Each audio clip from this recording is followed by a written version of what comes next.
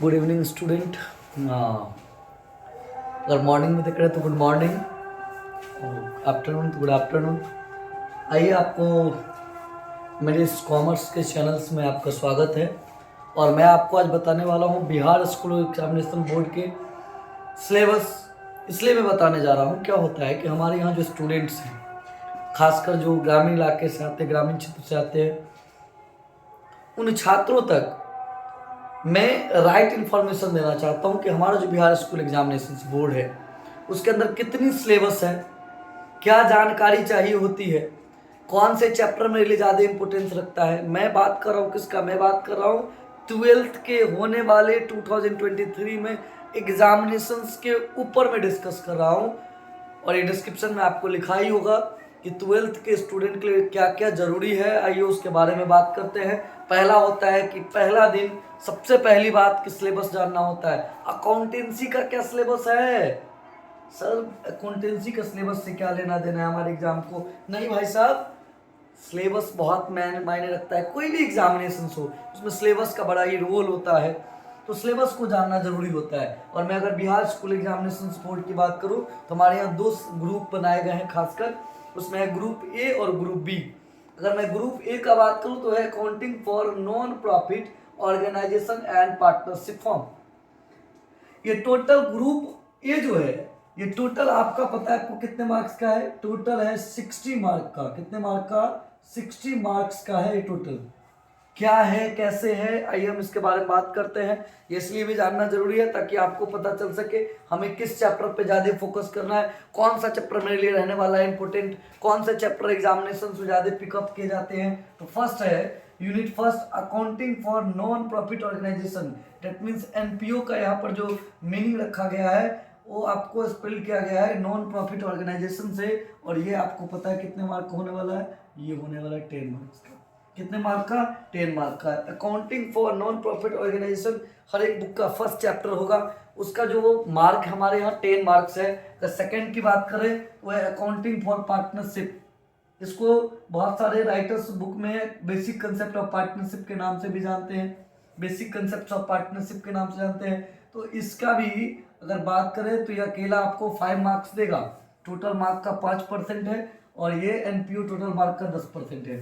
Unit 3 जो है, ये यूनिट 3 में है रिकंस्टिट्यूशन ऑफ द पार्टनरशिप, मतलब फॉर्म का पुनर्मूल्यांकन के बारे में बात कर रहा है। उसमें कौन कौन से चैप्टर आते हैं? इसमें आपको टोटल 4 चैप्टर, कहने को तो 5 को चैप्टर है लेकिन 2 चैप्टर को जब मैं एक में मर्ज करता हूं तो 4 चैप्टर की बात आती है। तो पहला चैप्टर इसमें होने वाला है change in profit sharing ratio, second chapter है गुडविल, और थर्ड चैप्टर है एडमिशन ऑफ पार्टनर्स, और fourth chapter retirement of death, retirement या death of partner, retirement and death of partner की मैं बात कर रहा हूं। ये चारों चैप्टर मिला के आपको कितने मिलने वाला है? 20 मार्क्स मिलने वाले हैं। कितने मार्क्स मिलने वाले हैं? 20 मार्क्स मिलने वाले हैं, जो कितने परसेंट है? 20% है। तो अब ध्यान दीजिए, एनपीओ हो गया 10% का, बेसिक कंसेप्ट ऑफ पार्टनरशिप या अकाउंटिंग फॉर पार्टनरशिप है 5% का, change in profit sharing ratio, goodwill, admission of partner, retiring and death of partner मिला के आपको 20 मार्क्स आ रहा है। और सबसे वाइटल रोल जो है इन ग्रुप ए वो है डिसोल्यूशन ऑफ पार्टनरशिप फॉर्म, साझेदारी फॉर्म का पुनर्गठन। बहुत ही जबरदस्त चैप्टर है, बहुत ही कंसेप्ट इसमें छुपा हुआ है। एक फॉर्म को कैसे समाप्त किया जा सकता है, एक फॉर्म को समाप्त होने पर क्या क्या एक्टिविटीज होती है, everything about winding up and liquidation of the partnership form in one chapter. such chapter is called dissolution of the partnership form। और ये कितने मार्क का होने वाला है? ये होने वाला है आपका 25 मार्क्स का। अगर मैं बात करता हूं ग्रुप ए का तो मेरे लिए सबसे वाइटल चैप्टर है डिसोल्यूशन ऑफ पार्टनरशिप फॉर्म। ये अकेला कैपेसिटी रखते हैं बच्चे को पास कराने का, पास कराने का मैं बात कर रहा हूं, ठीक है। और बाकी जो है पूरे फर्स्ट डिवीजन जो हमारे एरिया में कहा जाता है कि फलना का लड़का फर्स्ट डिवीजन कर गया, उस फर्स्ट डिवीजन का पावर रखता है ग्रुप ए अकेला। बात समझ में आया? इसमें कौन सा चैप्टर ध्यान देने योग्य है जरा बताओ तो। पहला है सर एनपीओ 10 मार्क का है। कितने मार्क का है? 10 मार्क का। कितना? 10 मार्क का सर। और सेकंड किस पे फोकस करना है?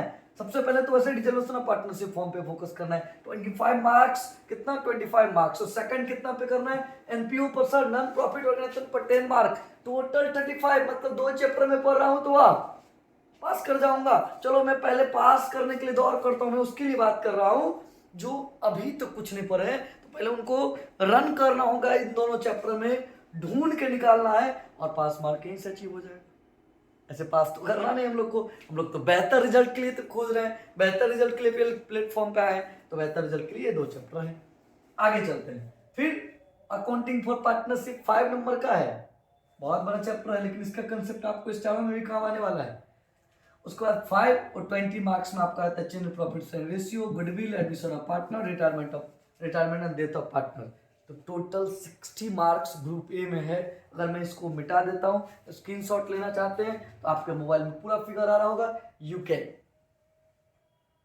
फटाफट 1 2 3 4 5 done.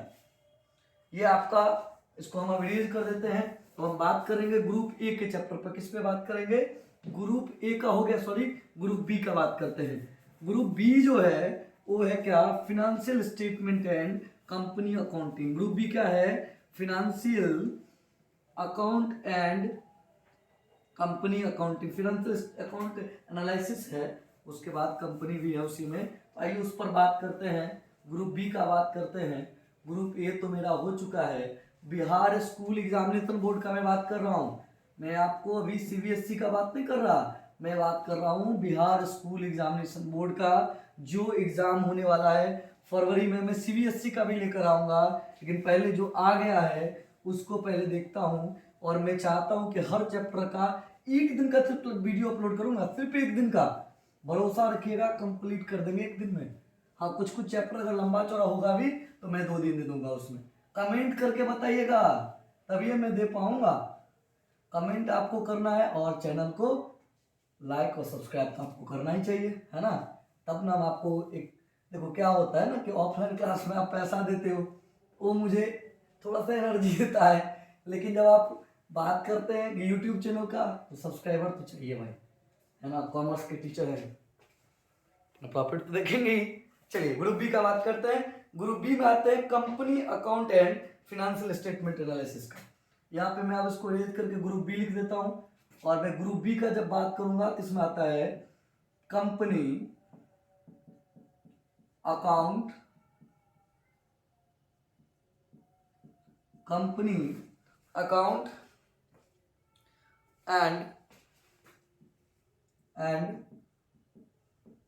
Financial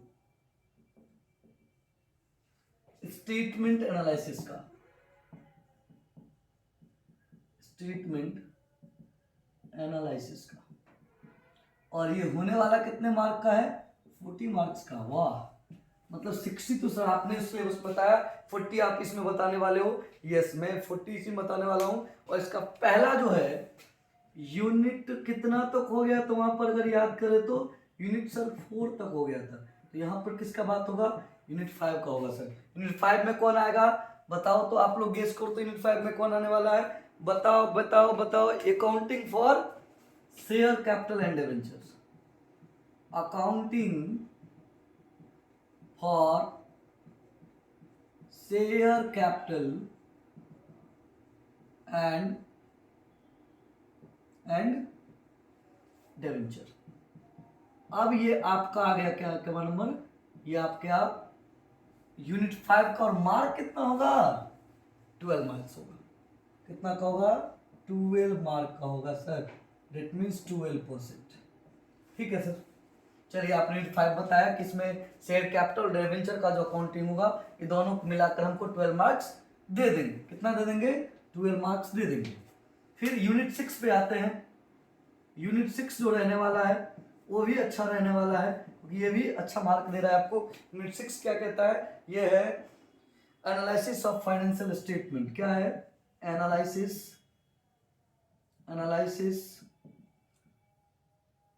of financial statement. कितना मार्क का है बाबू, ये 8 मार्क का है, 8 मार्क्स ओनली, 8%। मतलब सर यूनिट 4 वहां तक था, यूनिट 5 यूनिट 6 आ गया, और अभी तक भी 20 मार्क्स तो कहीं गुम हो रहा है सर। यस, वो यहाँ है छुपा हुआ, जाएगा कहाँ? यहाँ आप हैं और हम हैं तो जाएगा कहाँ? यूनिट 7 है क्या? इसमें क्या आता है? यूनिट 7 में आता है आपका accounting statement of change in financial position. इसमें आता है